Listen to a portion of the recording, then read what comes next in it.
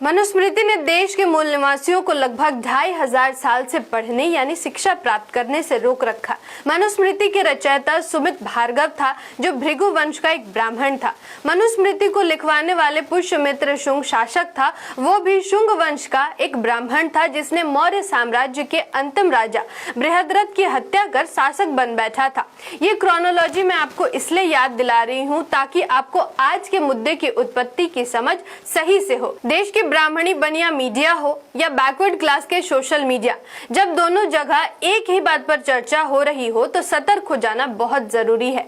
जिसको आप यानी पिछड़ा वर्ग SC ST OBC अपना सोशल मीडिया समझने की भूल करता है, उससे भी उसको धोखा ही मिलता रहा है। कुछ तो मुद्दे के पीछे की षड्यंत्र को समझ नहीं पाते और कुछ जानबूझकर मुद्दे को तूल देते रहते हैं। इसलिए इस वीडियो को अंत तक जरूर देखें ताकि आपको उछाले गए मुद्दों की सही समझ हो और आगे भी ब्राह्मणी तंत्र में फंसने से आप बच सके। नमस्कार, मैं आकृति और आप देख रहे हैं MNT न्यूज नेटवर्क। आज आपको देश के ब्राह्मण बनिया की पार्टियों द्वारा दल अदला बदली के लिए मुद्दे तैयार करने के क्रोनोलॉजी को विस्तार से समझाएंगे। आप बस न्यूट्रल होकर इस वीडियो में दिए जा रहे आंकड़ों और विश्लेषण को ध्यान से अवलोकन कीजिए। सबसे पहले आपको पिछले लोकसभा के मुद्दों की याद दिला रहे हैं। बीजेपी ने राम मंदिर, गाय, हिंदू मुसलमान, सर्जिकल स्ट्राइक जैसे मुद्दे प्रधानमंत्री के मुंह से स्थापित करने की कोशिश की। कुछ ही दिनों में ये मुद्दे धड़ाम से मुंह के बल गिर गए। उधर ब्राह्मणों की दूसरी पार्टी छाती पर पत्थर रखकर संविधान, जाति जनगणना, OBC आरक्षण के साथ राहुल गांधी को आगे कर मैदान में आई, साथ में रोजगार की भी बात शुरू की। जनता ने हाथों हाथ इस मुद्दे को लिया और लोकसभा चुनाव आते आते मुद्दा संविधान का केंद्र में आ गया। बीजेपी भी नतमस्तक होकर संविधान की बात करने लगा। परिणाम सामने आए, बीजेपी की सत्ता बैसाखी पर बन गई और कांग्रेस पटरी पर लौट गई। ये परिणाम ब्राह्मण वर्ग के लिए बहुत ही खतरनाक साबित हुआ और उनको ये समझ में आ गया कि संविधान से हटकर अब कुछ भी नहीं चलने वाला। देश प्रदेश की सभी राष्ट्रीय और क्षेत्रीय पार्टी के एजेंडे में संविधान मुख्य एजेंडा बन गया या उनको बनाना पड़ा। जो संविधान ब्राह्मण बनिया वर्ग के सीने में खंजर जैसा महसूस किया, उसके बारे में बात करने के अलावा और कोई चारा नहीं बचा। जिस संविधान के विरुद्ध कांग्रेस ने अपने पूरे कार्यकाल में अनेकों नीतियां बनाई, उनको संविधान के सम्मान में सम्मेलन और यात्रा करने के लिए मजबूर होना पड़ा।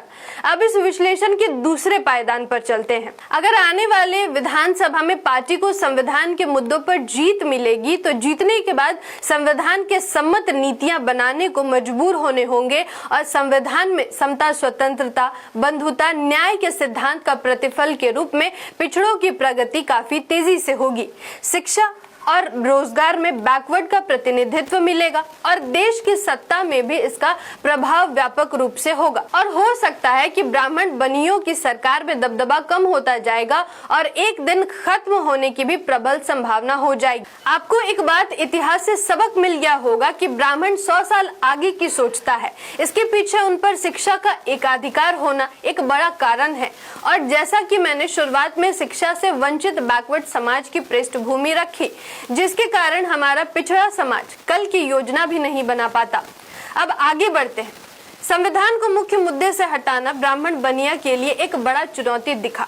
फिर इनकी आपसी चिंतन मनन से एक नया और अनोखा मुद्दा बहुजन मूल निवासी पिछड़ा वर्ग से सामने लाने की योजना बनाई। ऐसा मुद्दा जो मोदी का विरोधी लगे, क्योंकि पिछले 11 साल के बीजेपी की संविधान विरोधी नीतियों से समाज खिन्न हो चुका था और सब तरफ बदलाव की बातें भी हो रही थी। ब्राह्मण बनिया की मुख्य पार्टी कांग्रेस, जिसका समाज ने पहले से बेड़ा गर्क कर रखा था, उसको ऐसा मुद्दा चाहिए जो इस बदलाव के पक्ष में इसी को फायदा मिले। योजना के तहत मुद्दा की पृष्ठभूमि लिखी गई। इसमें चुनाव आयोग, बीजेपी, सोशल मीडिया के उन लोगों को भी शामिल किया गया जो पिछले कुछ वर्षों से पिछड़ों के हित में तो नहीं पर मोदी यानी बीजेपी के खिलाफ काम में लगे हुए थे। जगह चुना गया बिहार।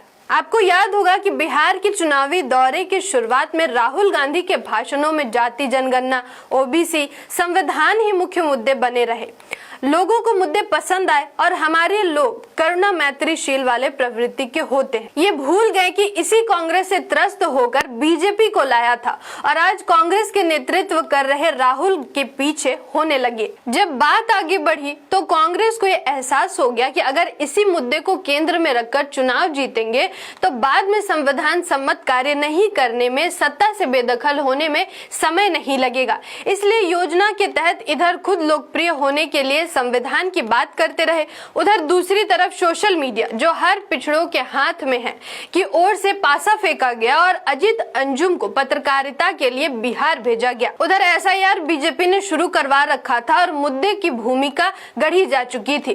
बिल्कुल योजना के साथ उसी प्रखंड में अजित अंजुम को वोटर लिस्ट के कार्यों को रिकॉर्ड करवाया गया और मामला बहुजन मूल निवासी के सामने परोसने की शुरुआत हो गई। लेकिन बात नहीं बनी तो अजित अंजुम पर एफआईआर दर्ज करवाया गया और कई अन्य वोटर लिस्ट में गड़बड़ी के मुद्दे सामने लाए गए। अजित अंजुम के इस खबर को तूल देने में रवीश कुमार, जय भीम वाला भूमियार के साथ साथ सभी ब्राह्मण जो मोदी के विरोध में अपने छवि बैकवर्ड साफ सुथरा रखे हुए थे, सबने मुद्दे को हाईलाइट कर दिया। बस हो गया फिर बिहार के चुनाव का नया मुद्दा तैयार। राहुल गांधी को अब इसको हैंडओवर किया गया और उसने प्रोजेक्ट बनाकर पावर प्रेजेंटेशन किया। मेन स्ट्रीम मीडिया से लेकर हर तरफ ये चर्चा शुरू हो गई। वो शहर, वो घर जो योजना के तहत तैयार थे, सबको मुद्दे की सत्यता के लिए चरणबद्ध तरीके से लाया गया और पिछले कुछ सप्ताह से संविधान गया तेल लेने, जाति जनगणना, ओबीसी, रोजगार गया सब्जी लेने। बैकवर्ड के हित के सभी मुद्दे दबा दिए गए और जो कोई मुद्दा ही नहीं उसे राष्ट्रीय मुद्दा बना दिया गया।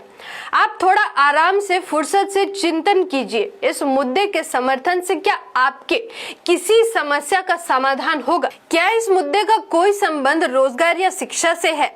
क्या वोट चोर कोई चुनाव का मुद्दा होना चाहिए? अगर आप महीनता से सोचेंगे तो आपको खुद पर हंसी आएगी और आप ब्राह्मण के होशियारी की दाद देंगे।